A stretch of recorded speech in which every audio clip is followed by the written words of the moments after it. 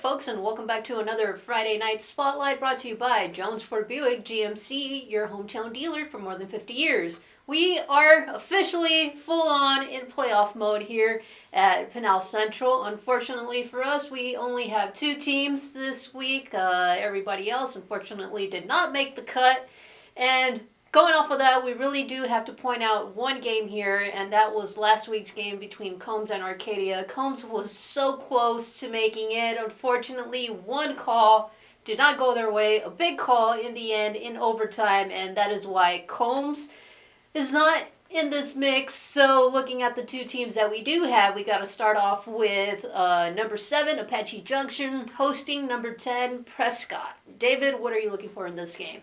You know, with Apache Junction, it's always been the offense has been their calling card for the many years, especially now that they've had Gavin Lamangelo as their quarterback for the last 4 years. And like we talked about so many times, it's that three-headed monster between Gavin Lamangelo, Garrett Garcia, and Isaiah Savoy, all of them playing the quarterback, wide receiver, and running back roles effectively. But for this game, and going off of what I saw last week, I think this team really needs to start relying on Isaiah Savoy as much as possible. He has talent to be one of the best running backs in the state, just from my eyes. His athleticism is crazy. His agility is top-notch. He's able to make so many defenders miss with either his strength to break tackles or just his elusivity to where he's able to juke and spin him out as much as possible. So on the offensive side, I think Isaiah Savoy is definitely going to be the reason that carries this team to however far they get in these playoffs. And the big question is for the Apache Junction is how is the defense going to respond?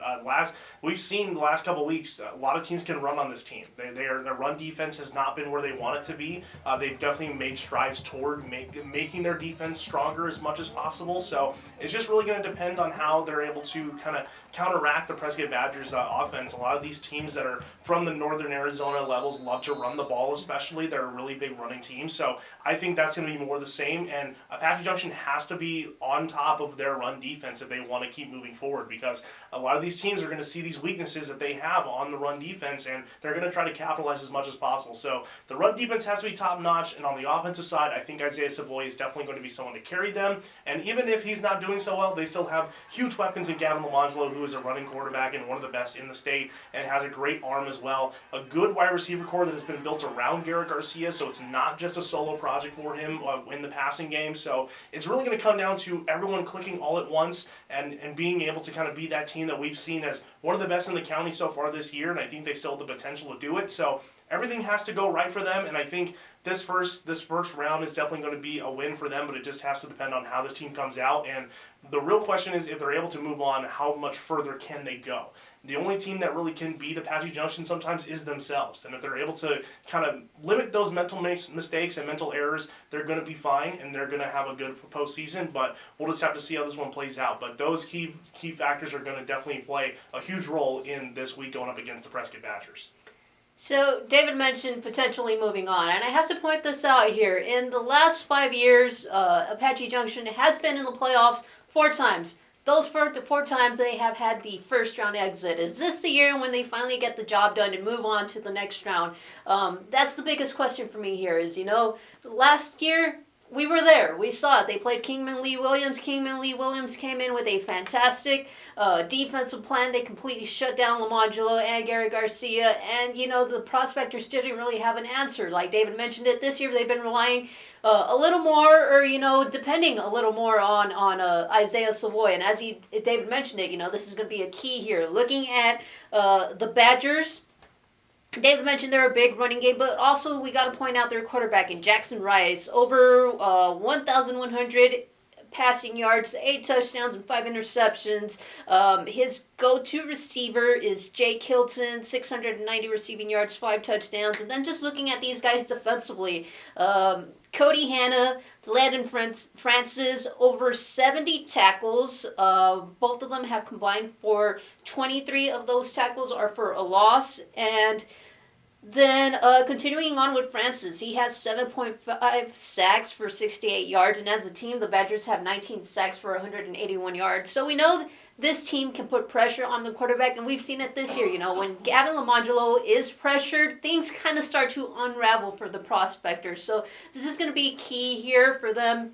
As I mentioned, if they want that elusive first round playoff win, then everything has to click for them, like David mentioned.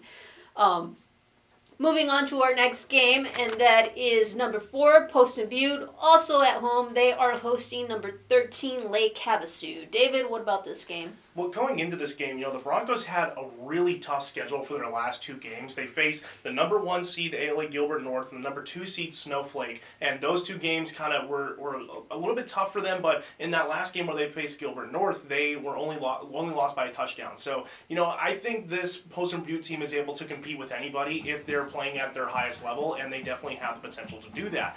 The Broncos are definitely well coached, and Dane Thompson, he's been one of the best coaches in Pinal County that I've seen. He's always been able to kind of reel his guys in, and he's not a huge, I don't want to say kind of a screamer or anything like that. He's just a calm, cool, collected kind of coach, and that is exactly what the Broncos need for their guys, and they've always been like that. And I don't necessarily think that this team is what they were last year when they were going to the the state championship and being that number 1 seed. But I think this team still definitely has the potential to make a deep run, and it all depends on how this first round matchup goes.